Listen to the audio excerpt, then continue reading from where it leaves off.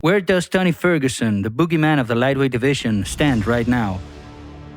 MMA is a tough, unforgiving sport, and just when you think you are the next big thing worth holding the title, something bad might happen to you.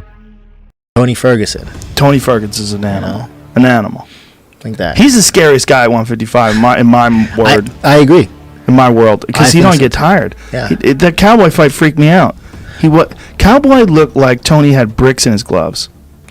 Yeah. His face was all busted up. Tony didn't look like he had a scratch on him, and Tony wasn't even tired. Tony posted a meme, I feel like a couple days ago. He showed like his last 7 opponents. Yeah, they're all fucked up. Like they all fell off a train. Yeah, it's crazy, man. He has insane power, man. It's like it's a weird thing because Tony does stuff to people, and he doesn't get tired. He doesn't get he's legit crazy. Yes, like he doesn't. Like I don't know if he feels pain. That kind of crazy. Tony's just a warrior. I mean, his cardio never runs out. He throws weird stuff with everything you can throw. You don't know what's apparently coming. got upset that we called him a weirdo.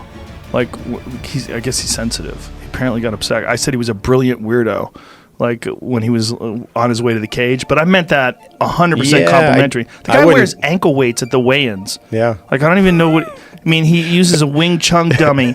He sets up all of his camp, like his training equipment. He sets it up himself. He puts the mats down. He builds his own like heavy bag hangers. He puts up like chin up bars, all that shit. He does it himself. He's like, I think he does weirdo sounds like it's unfamiliar to the average training regimen. Yes, that's what I meant. I meant it complimentarily. Yeah. I'm a huge fan of that guy. I am too. I think he's awesome. Imagine you've been clearing the whole division, winning 12 fights in a row, proving to the world that you are the next for the title shot, that you are one of the scariest, most skillful fighters in the UFC.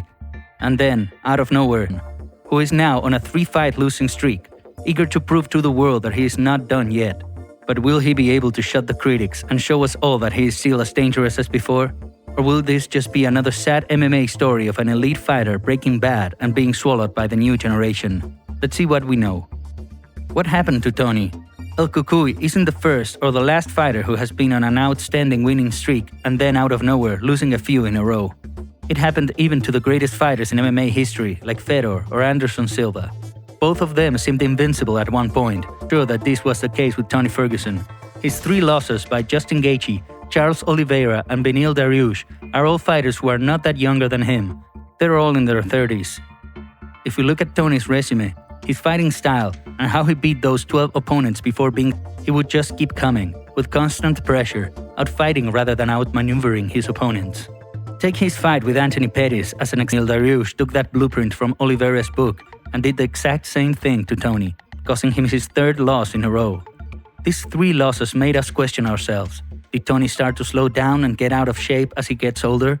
Or is he still the same fighter as before? Only this time they discover his weakness and fully capitalize on them. This is a question that no one can answer right now.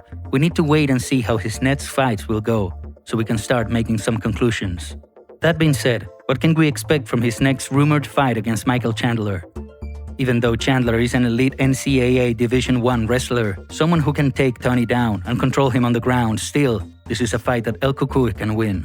Especially if it turns out to be a 5-round fight where Tony can do what he does best, using his toughness, stamina, and cardio to outfight the opponent. Not only that, but Chandler is not here for a boring fight. He always likes to say, I am not here for a long time, I am here for a good time. Meaning, he doesn't like to play it safe, and he would rather stand and bang, like reason to keep the fight on the feet. But on the other hand, it can get him in trouble as well. 4 of his 7 losses are by knockout, and Tony, with his constant pressure and volume punching, is more than capable to cause him his 5th loss by stoppage. Both of these fighters are coming from losses. The stakes are high for both of them, and both of them will be willing badly to win this. It will be interesting to see how will Chandler approach this fight. Would he take the blueprint from Oliveira's book and try to implement it for any possible scenario? Only one way to find out. We just need to wait and see. There are many reasons to watch this fight, and regardless of what the outcome might be, still, this match is promising to be a hell of a fight.